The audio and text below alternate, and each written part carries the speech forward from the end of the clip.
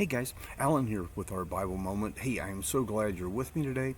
Today we're going to be talking about stewardship. We're going to be talking about stewards. We're going to be talking about managers. So, what is a steward? A steward is a manager. They don't own it, they just manage it. You kind of think of maybe your local Vaughn store. You go down and you say, I want to talk to the owner. Well, the owner is not there. But the manager, he's the steward, he's the manager, he's the one that runs the show there, right? And so, stewardship, when we talk about our lives here as Christians, is extremely important. Because God says, the earth is the Lord's and the fullness thereof. Everything in it, we are all belonging to God. Everything in the world belongs to God, and He calls us to manage it, much like that store manager at the local Vaughn store. He is in charge and responsible to take and manage it and make it run properly. Now, I just thought this might be a really good intro here to the fact that we're going to be talking and having a Financial Peace University class popping up. Anybody that wants to be involved in that, please take and make sure you get signed up or get in touch with me, and I will get you plugged in on this. I'm going to pick it up briefly. I don't want to spend a lot of time in this, even though there's a lot of verses here. I don't want to spend a lot of time in Matthew, the 25th chapter. But I do want to talk just about a couple of the verses here. If we look in Matthew, the 25th chapter, picking up verse 14, it says, For the kingdom of heaven is as a man traveling into a far country, who called his own servants and delivered unto them his goods. Again, He's letting his servants or his employees manage for him here. Notice in verse 15 it says, And to one he gave 5 talents, another 2, another 1, every man according to his severability, and straightway took his journey. Verse 16, when he had received the one that received 5 talents went out and traded with the sum, and made them another 5 talents. And likewise the one that received 2 talents, he gained 2. But the one that had received 1 digged a hole in the earth and hid it, and hid the Lord's money. Notice here something. Not everybody has the same amount of money. These talents, it's money he's talking about. Not everybody received the same amount. Not everybody has the same gifts. Not everybody can do what somebody else can possibly do. Then we see that the Lord or the owner here comes back. And in verse 20, again, I'm not going to read all of this, but we see the one that had 5 talents. He says, Lord, he says, I've gained another 5. Here's your 10 talents. It all belongs to you. The one that had 2, he did the same thing. But the one that had 1 talent, what happened to him? When the Lord went on, or the owner went on and said to both of those, hey, you're a good, faithful servant. But the one that had 1, he says, I was afraid. I hid it in the earth. I knew you was a very rough, managing type of a man, and I was afraid, so I hid it all. And we see that the owner here was not happy with the results of that. And this is all, if you'll notice from verse 1, the very first verse we talked about, that this is like the kingdom of God. And in verses 29 and 30 down here, I will catch then, he says, For everyone that hath shall be given, and shall have abundance, but from him that hath not shall be taken away even that which he hath. And then cast ye the unprofitable servant into outer darkness, where there should be weeping and gnashing of teeth. We are managers. We are managers for God. You know, money is kind of a difficult subject to talk about, but we're not going to just talk about money here. We're going to talk about our gifts, our time. We're going to be talking about a lot of things over the next couple of minutes here. Money is a difficult subject, and some of the people that know me know that sometimes I walk where angels themselves fear to trot. But God wants us to be wise, and He wants us to be wise with the possessions that He has given us because it all belongs to Him. So if we don't manage our money, the Bible says we're not wise. In Proverbs 21:20 it says, there is treasure to be desired, and oil in the dwelling of the wise. But he says, but foolish men spendeth it up. A foolish person spends everything they have and then maybe a little bit more, right? If you look at over into 1 Timothy, the 6th chapter, verse 8, he says, and having food and raiment, let us be therewith content. Notice he says that we need to be content, but this is not something where we need to sit back and do nothing. This is a way we travel along the path, that we are content with what God has given us. We are content with the way He's leading our lives.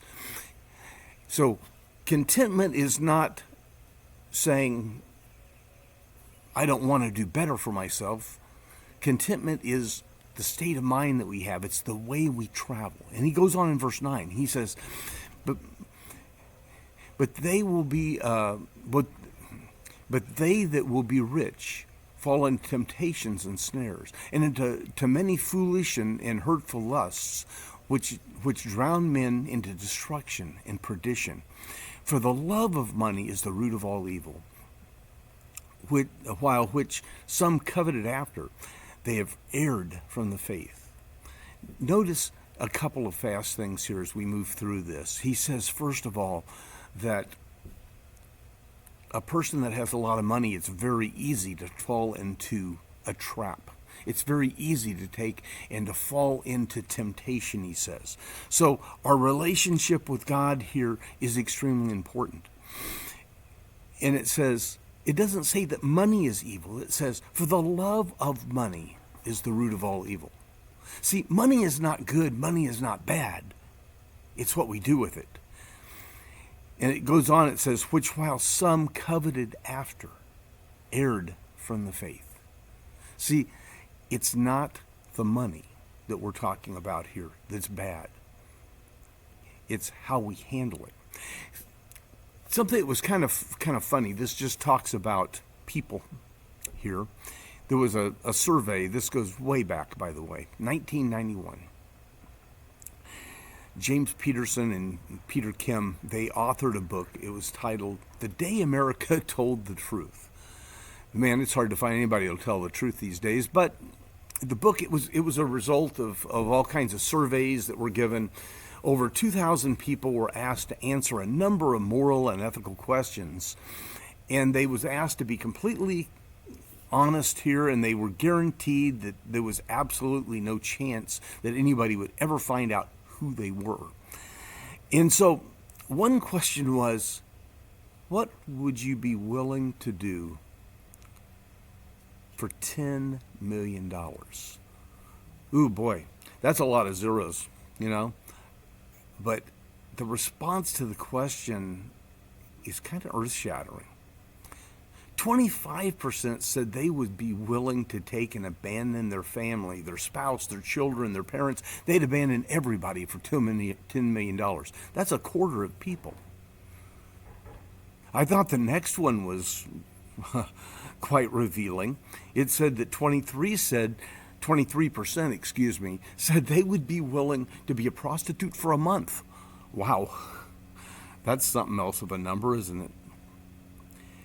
And then the last number I wanted to pop up here, it says 7% of those said they'd be willing to kill a complete stranger for $10 million. Those are pretty astounding statistics, aren't they? I wonder, what would it look like in today's world? I mean, that was what, 25, 35 years ago at this point. It's amazing what people will do for money. You know, you hear that song, Money, Money, Money, you know.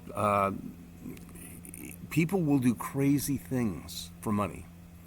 If we look at the Gospels, Matthew, Mark, Luke, John, 8% of the verses deal directly with the subject of money. In the Bible itself, it has like 500 verses that talks about prayer. And our prayer life is extremely important, by the way. Less than 500 verses in the Bible talk about faith. But over 2,000 verses in the Bible some way talk about money and possessions. So as we can see, it's kind of an important topic. Whether we like it or not, God puts a lot of weight here in regards to managing what God has given us. So, the consequences of mismanaging our money, it can be quite devastating. And according to the Social Security Department, this goes back a few years, but it says 85 out of 100 Americans will have less than $250 in their bank account when they turn 65. Boy, that won't take you very far. Even if that's quite a few years old, that's still a pretty astounding number. Only 2% of Americans, when they reach age 65, are actually financially independent, where they don't have to really be concerned and worry about money. And the average American in debt is $172,000. Now that includes credit cards, mortgages, loans, all of that. But the other astounding number in regards to that is over $16,000 is the average person carrying a balance on a credit card. And those balances, they're pretty enormous as far as the interest rates on them. I know I've talked to a lot of people, worked with a lot of people, and most people, they kind of assume money problems, they all stem from not earning enough. The truth is that most of us earn enough of a living. In fact, a family that earns $50,000 a year is going to make over $2 million in their lifetime. The problem for most people is not how much they earn, but how they manage what they have. So money is significant. I'm going to make different than you're going to make. It's going to make a different amount of money than somebody else is going to make, but we're all still that manager, just like the 5 talents, the 2 talents, and the 1 talent. All of them we are all still accountable for it. See, money, it's significant only in the fact that we exchange it for what we value. I want you to think about that just for a second. We exchange money for what we value. So what you do with your money, it shows the value, what you really have down deep in your heart. I always said, show me your checkbook or show me your credit card statement. I'll show you where your values are. I think many times we value our taste buds, so what do? We buy food. We value education, so we give money for books and for tuition. We value entertainment, so we have cable TV and Netflix, and we go to sporting events, we go to concerts. We value ministries of the church, and we make sure that we spend money towards those and that we donate towards those. So we give money to the church and their ministries if we value God's work. And we could go on with that list of what money can do for you. In Luke, the 12th chapter, verse 34, it says, "For where your treasure is, there will your heart be also." So you show me your checkbook, you show me your credit card statements, and you can tell where your heart is. You can tell where your love is. You can tell where your passions are. So if you value going to the movies, you're going to spend a lot of money going to the movies. If you value going out to eat, well, you're going to have a lot of restaurant bills on there. If you value smoking, or you value electronics, or you value books, or whatever it goes, we see that that's where your money goes. If you value the church, a lot of money will be probably donated to special mission groups and to your tithing, etc. So money can be hazardous, but it's also extremely helpful. It can win people to Christ. Now, of course, you can't buy your way into salvation, but you can send people that'll tell somebody about Jesus that will make a difference. Money, again, I'm going to repeat this because it's so important. Money's not good. Money's not evil. It's how we use our money. Unfortunately, many times, we're not really good managers of it. Now, I'm not saying you can't go out to eat. I love to go out to eat.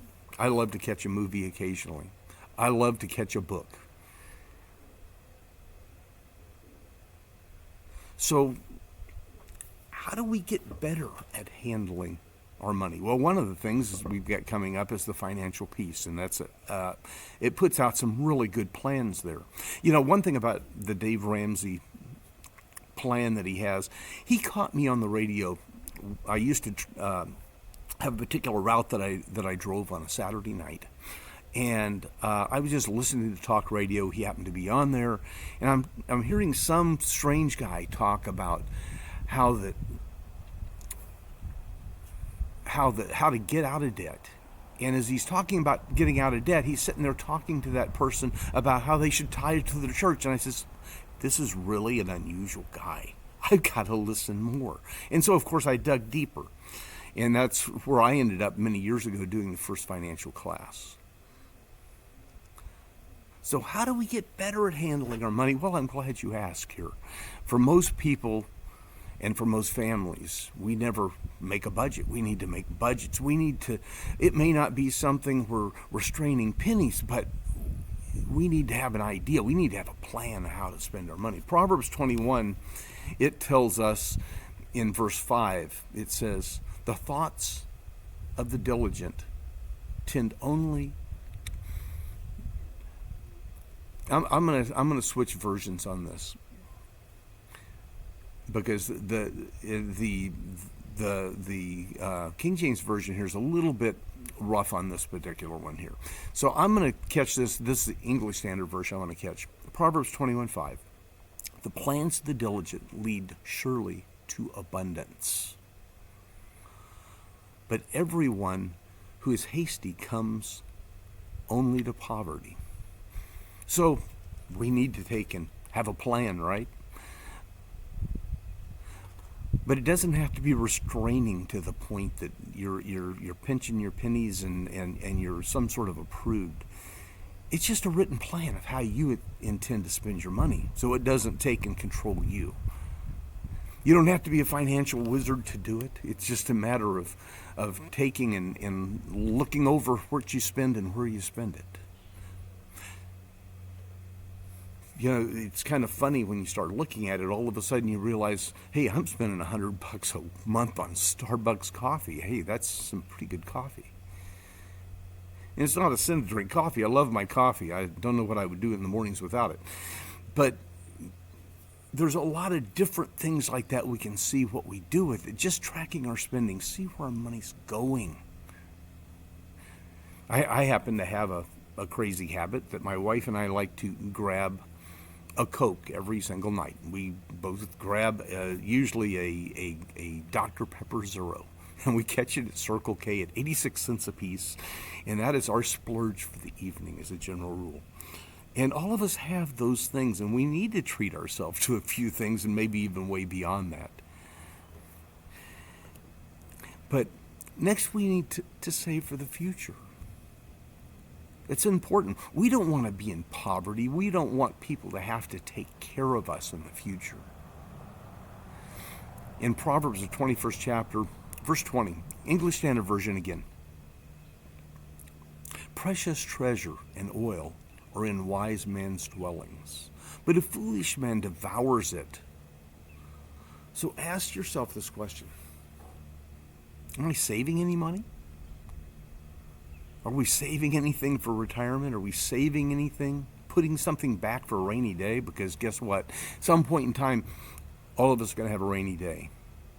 If disaster strikes, you get laid off, you get sick, you have some sort of a setback. And by the way, all of us have those. Do we have some kind of an emergency fund that we can kind of kick back to? Generally, I recommend like a 3 to 6 month cushion someplace back there you can grab onto when you need to. Just kind of a fun fact, and I just decided to throw a couple of things into a calculator here. But if you start out with absolutely zero, and you take and you invest in some good mutual funds, you can, if you pick out the mutual funds right, you'll make 10, maybe even a little bit more than 10%, 10, maybe 12%. That's where mine pretty well land. And let's say we do that for 30 years. Okay, so we make $3,000 a month. That's pretty low. And let's say that we save 10%. That's $300 a month. Put $300 a month and save it for 30 years, making 10%, starting out with zero. At the end of all that, you have $678,000 plus some more. 68, according to my figures, 678,146 and 38 cents, by the way. I'll throw a different number out there. If you did that with $500 a month, you would end up with $1,130,000. Wow. But it takes some planning. It takes persistence. It takes consistency. So make a budget, save money, and avoid debt. Can you imagine getting a card in the mail? It says, "Congratulations, you've been selected to become a slave." Well, many times that's exactly what we're looking at with these credit cards that pop through. If you kind of look at the invisible ink and you look at the fine print that you have to have a microscope to read, all of a sudden you'll see that it's not too good. English Standard Version again, Proverbs, the 22nd chapter, verse 7. "The rich rule over the poor, and the borrower is a slave to the lender." I want you to really think about that last piece. The borrower is a slave to the lender. So the average person in America, they have a lot of money, we've already talked about, in debt on credit cards. So it's important that we take and look at things.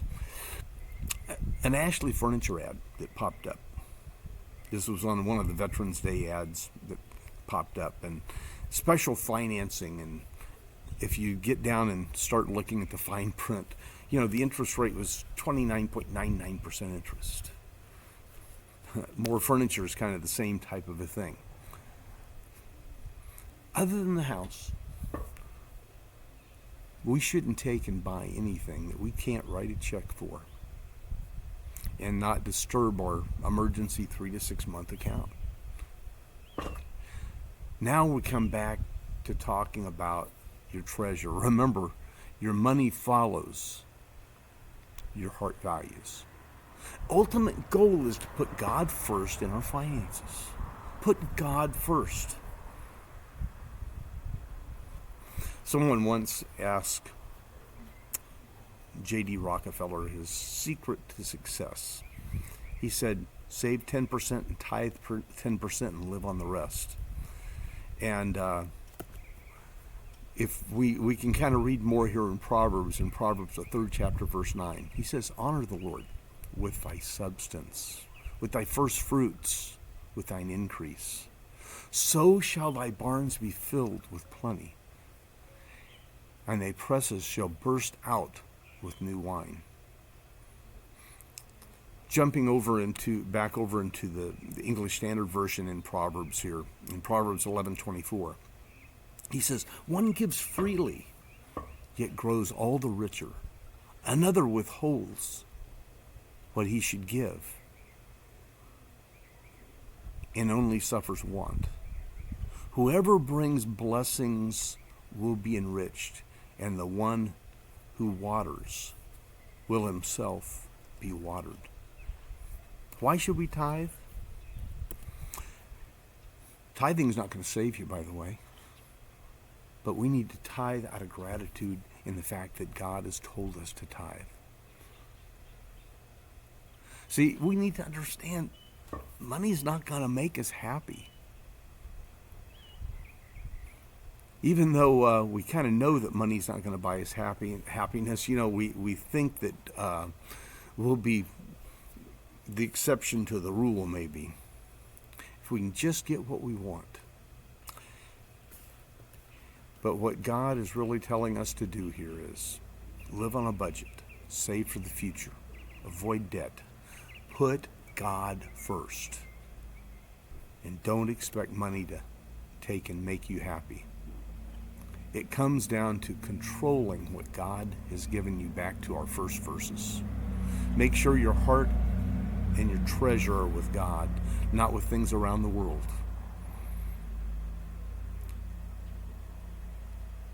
And those are the things we need to really make sure that we never forget, that we follow God's way, being God's child. Hey, this is Alan. Hey, I'm going to kick off for now. I hope to catch you just a little bit later.